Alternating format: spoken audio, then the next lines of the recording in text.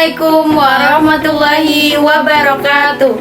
Perkenalkan, kami dari kelompok 17. Perkenalkan, nama saya Nur Inayah dengan NIM 2310 1251 20033. Perkenalkan, nama saya Wildiana Rifka Surensa dengan NIM 2310 12 53 2007. Di sini kami akan menjelaskan tentang cara membuat media Ekolandia, dunia biotik dan abiotik, Serta cara menggunakan medianya dan penjelasan tentang ekosistem biotik dan abiotik. Selamat menyaksikan.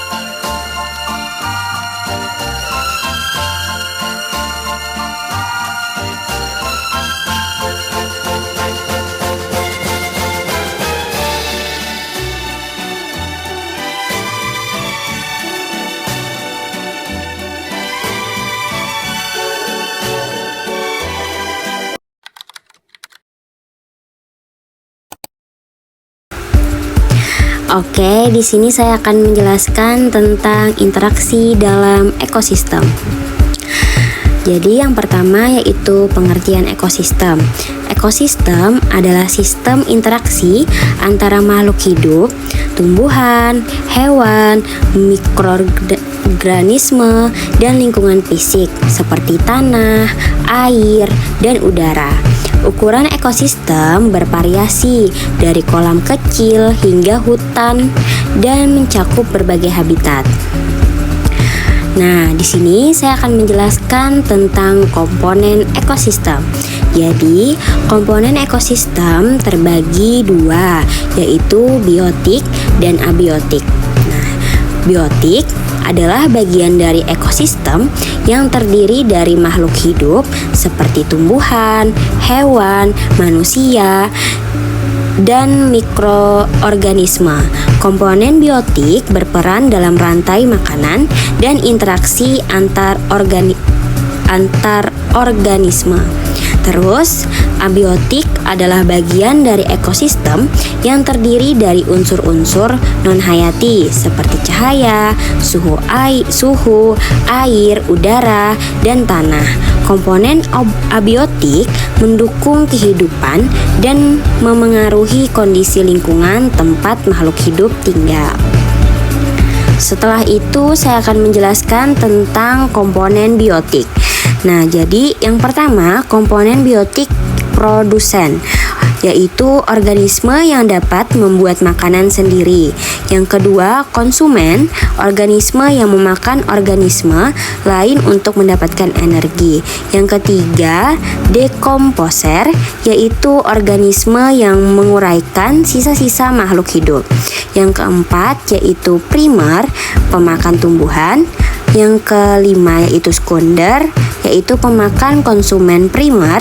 Dan yang terakhir yaitu tersier, yaitu pemakan konsumen sekunder. Setelah itu saya akan menjelaskan tentang komponen abiotik.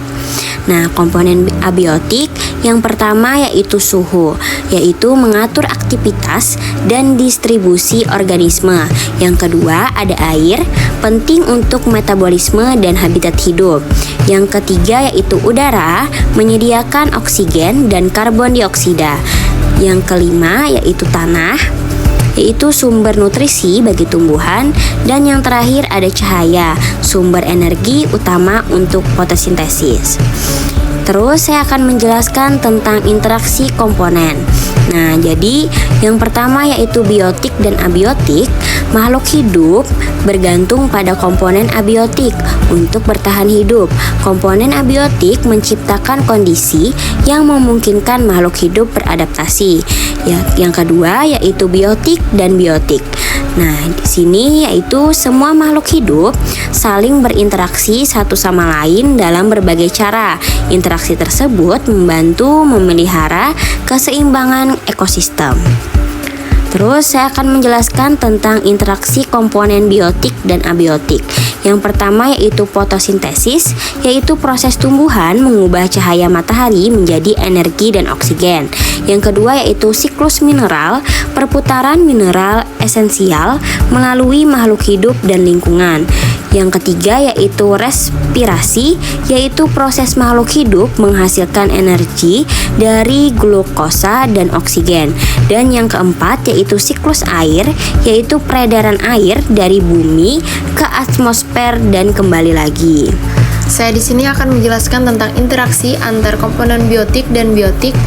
Predasi. Predasi adalah interaksi antara dua organisme di mana satu organisme predator memburu dan memakan organisme yang lain atau mangsa untuk bertahan hidup. Yang kedua itu ada simbiosis. Simbiosis adalah interaksi erat antara dua spesies yang hidup bersama dengan hubungan yang bisa saling menguntungkan satu sama lain, merugikan atau netral. Selanjutnya ada bagian-bagian predasi. Yang pertama itu ada rantai makanan, urutan hubungan makanan memakan antar organisme. Aliran energi yaitu perpindahan energi dari satu organisme ke organisme lain. Yang terakhir jaring makanan, kumpulan rantai makanan yang saling terhubung. Selanjutnya ini ada bagian-bagian simbiosis. Yang pertama itu ada mutualisme.